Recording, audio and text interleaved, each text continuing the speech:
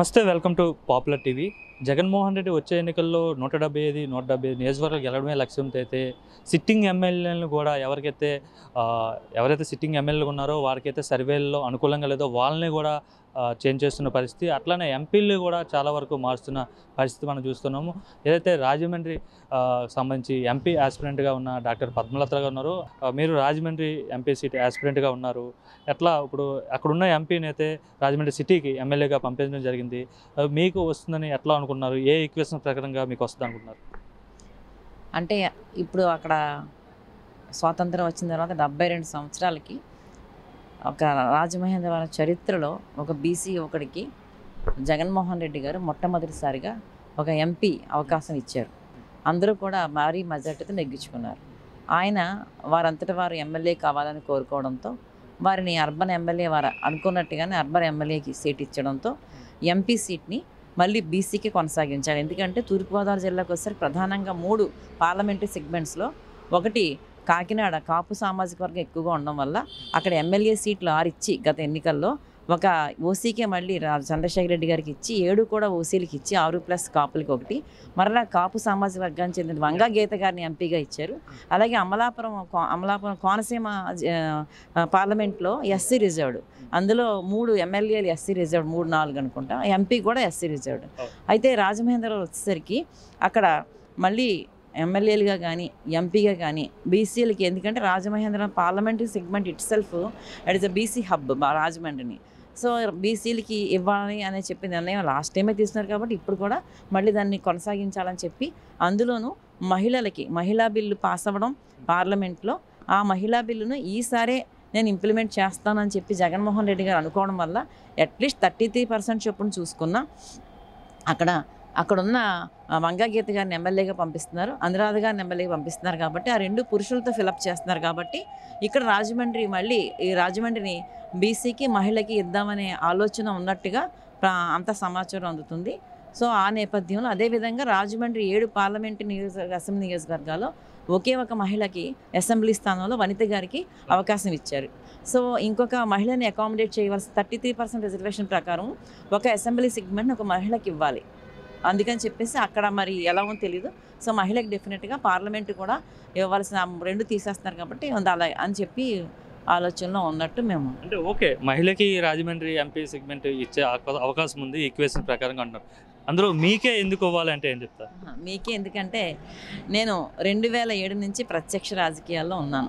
అసలు నా అరంగేటమే కాంగ్రెస్, రాజశేఖర రెడ్డి గారు సీఎంగా ఉండగా ఒక బీసీ మహిళకి మేయర్ రిజర్వ్ అవడంతో నేను ఆరంగేటం చేసిందే బీసీ మహిళా అభ్యర్థిగా మేయర్ రేసులో. అయితే కొన్ని అనుకోని కారణాల వల్ల కౌన్సిల్ ఫామ్ చేయలేకపోయారు, మేయర్ నేమ్ ప్రకటించకపోవడం వల్ల. ఆ తర్వాత నేను 5 సంవత్సరాలు కాంగ్రెస్ కార్పొరేటర్గా సర్వ్ చేశాను. ఆ తర్వాత కూడా నేను వైఎస్ఆర్సీపీ పార్టీలో 4.5 సంవత్సరాల నుంచి చాలా చురుగ్గా పనిచేస్తున్నాను. మన జిల్లా వైద్య విభాగం వైఎస్ఆర్సీపీ అధ్యక్షురాలుగా జగనన్న ఆరోగ్య సురక్షలో జిల్లా అంతటా కూడా నేను ప్రతిరోజు కూడా తిరగడం జరిగింది. క్యాంపులు నిర్వహించడం, వారందరినీ కూడా కేడర్ని అంతటిని కలుసుకోవడము, వారిని మంచి ఈ ప్రజలందరికీ కూడా సంక్షేమ పథకాల గురించి వివరించి పార్టీని ముందుకు తీసుకెళ్ళాను. సో ఆ విధంగా అదే కాకుండా నాకు 7 నియోజకవర్గాలతోనూ నా బర్త్ ప్లేస్ కానీ నా ఎడ్యుకేషన్ కానీ మా హాస్పిటల్ పెట్టి 30 years అయింది రాజమహేంద్రలో. సో 7 నియోజకవర్గాలను కూడా నాకు తెలియని వారు అంటూ లేరు. కాబట్టి నాకున్న విస్తృతమైన హ్యూమన్ పబ్లిక్ రిలేషన్స్తో నాకు టికెట్ ఇస్తే నెగ్గే అవకాశం మెండుగా ఉందని చెప్పేసి అందరూ నేను అనుకుంటున్నాను. అంటే ఈసారి కాపు ఓటర్లు చాలా ముఖ్యం, ఎన్నికలు డిసైడ్ చేయబోతున్నారు. అలాంటిది ఇప్పుడు జనసేన ఏమో తెలుగుదేశంతో కలిసి వెళ్తుంది. మరి గోదావరి జిల్లాలో ముఖ్యమంత్రిగా చాలా బలంగా ఉంటుంది జనసేన కావచ్చు, కాపు ఓటర్ల ప్రాముఖ్యత.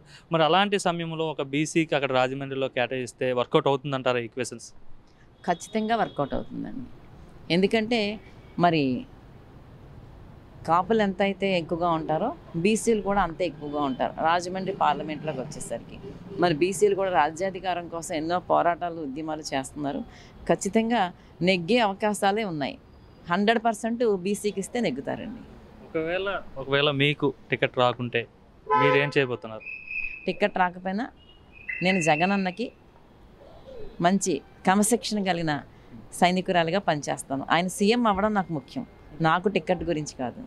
మరి ఇప్పుడున్న పరిస్థితుల్లో జగన్మోహన్ రెడ్డి నెగ్గే పరిస్థితి లేదు, టీడీపీ జనసేన ప్రభుత్వమే వస్తుందని చెప్తున్నారు అందరూ. అదంతా పగటి కల అండి. ఖచ్చితంగా జగన్మోహన్ రెడ్డి గారు సీఎం అవుతారు మళ్ళీ 2024లో. అంటే జగన్ ఈ రాష్ట్రాన్ని సర్వనాశనం చేసేసాడు, సైకో ముఖ్యమంత్రిలా తయారయ్యాడు అని చెప్పి చాలామంది అంటున్నారు కదా, చంద్రబాబు కావచ్చు, లేదంటే పవన్ కళ్యాణ్ కావచ్చు.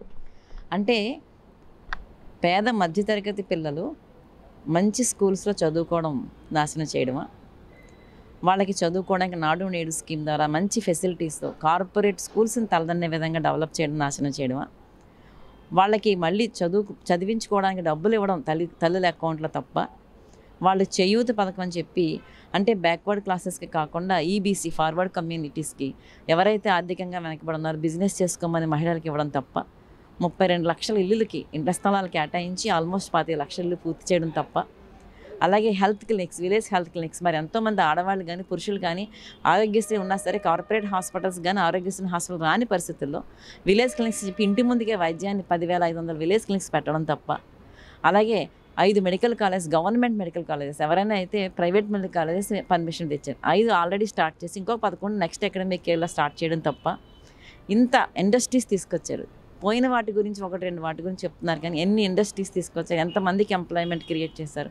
వైజాగ్లో జరిగిన బిజినెస్ సమ్మిట్ జరిగింది, మరి అందులో ఎంతమంది ఎంఓఈలు రాశారు, అసలు ఎంతమంది బీసీలకి ఎస్సీలకి, అంటే బీసీలు ఎస్సీలు అని మీరు అనుకోవద్దు, అన్ని కులాలకి న్యాయం చేస్తున్నారు. అయితే సమాజంలో 80% మంది బహుజనులు, అంటే నేను బహుజనులు అంటాను, బీసీ ఎస్సీ ఎస్టీ మైనారిటీస్ వాళ్ళు ఉన్నారు కాబట్టి ఏ సంక్షేమ పథకం చేసినా వాళ్ళకే వర్తిస్తుంది.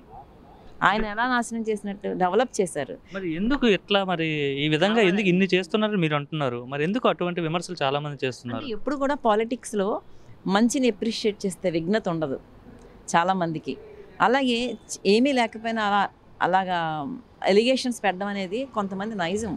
ఆ నైజంలో ముందుండేది ప్రస్తుతం ప్రతిపక్ష నాయకులు. మరి ఎంత డెవలప్మెంట్ పైగా ఉద్యోగాలు ఇవ్వలేదు అంటారు కదా, మరి సచివాలయాలు అన్నారు 15,000 సచివాలయాల్లో మరి ఇంతమంది ఉద్యోగాలు ఇచ్చి 30,000 రూపాయల జీతం తీసుకుంటున్నారు కదా, అది డెవలప్మెంట్ కాదా? ఏది డెవలప్మెంట్ కాదు చెప్పండి.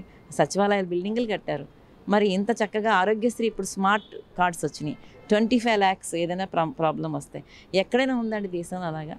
ఇది డెవలప్మెంట్ చూసి వారవలేక వాళ్ళ అధికారం కోసం సిద్ధాంతపరంగా సారూప్యత లేని 2 పార్టీలు కలుస్తున్నాయి. వాళ్ళు చేస్తున్నవన్నీ తప్పుడు అభియోగాలు. అంటే ఫైనల్గా ఒకవేళ మీకు ఏదైతే క్యాస్ట్ ఈక్వేషన్స్లో మీకు రాజమండ్రి మరలా బీసీకి కేటాయించి అట్లా మహిళగా మీకు ఇస్తే మీరేం చేద్దాం అనుకుంటున్నారు? రాజమండ్రి ఎంపీ సెగ్మెంట్ని ఏ విధంగా డెవలప్ చేద్దాం అనుకుంటున్నారు? ఒకప్పుడు పెట్రోలియం యూనివర్సిటీ రాజమండ్రిలో రావాల్సిన దురదృష్టవశాత్తు తరలిపోయింది డెహ్రాడూన్కి. అయితే విశాఖపట్నంలో పెట్టారు కానీ రాజమండ్రి కూడా నీడ్ ఉంది, ఎందుకంటే రాజమండ్రి చుట్టుపక్కల ప్రాంతాల్లోనే ఓఎన్జీసీ ఇవన్నీ ఉన్నాయి కాబట్టి మళ్ళీ పెట్రోలియం యూనివర్సిటీ నేను తీసుకొస్తాను. అదేవిధంగా రాజమండ్రి గోదావరి పరివాహక ప్రాంతం అంతా కూడా గత 50 సంవత్సరాల నుంచి కూడా చెన్నైలో స్టూడియో ఉన్నప్పుడు కూడా అక్కడ ఎన్నో షూటింగ్లు జరిగినాయి. సో ఒక షూటింగ్ జరుపుకోవడానికి వీలుగా ఉండేలాగా రామోజీ ఫిల్మ్ సిటీని తలదన్నే ఒక ఫిల్మ్ సిటీ ఒకటి ఖచ్చితంగా రాజమండ్రి పార్లమెంట్ సెగ్మెంట్లో చాలా స్పేస్ ఉందండి, అరేంజ్ చేయడమే కాకుండా ఫిల్మ్ ఇన్స్టిట్యూట్ పెట్టాల్సి వస్తుంది. అలాగే సాఫ్ట్వేర్ దానికి కూడా పెద్దపేట వేస్తూ సాఫ్ట్వేర్ హబ్ ఒకటి రాజమండ్రి తయారు చేస్తాము. అలాగే 200 కిలోమీటర్ డిస్టెన్స్లో 3 ఎయిర్పోర్ట్స్ ఉన్నాయి రాజమండ్రికి, ఇటు విజయవాడ, గన్నవరం, అటు విశాఖపట్నం. అలాంటి ఉన్నదానికి దాన్ని రాజమండ్రి కూడా ఇంటర్నేషనల్ ఎయిర్పోర్ట్ కూడా చేయబోతున్నారు. మెడికల్ టూరిజం కూడా డెవలప్ చేస్తాము.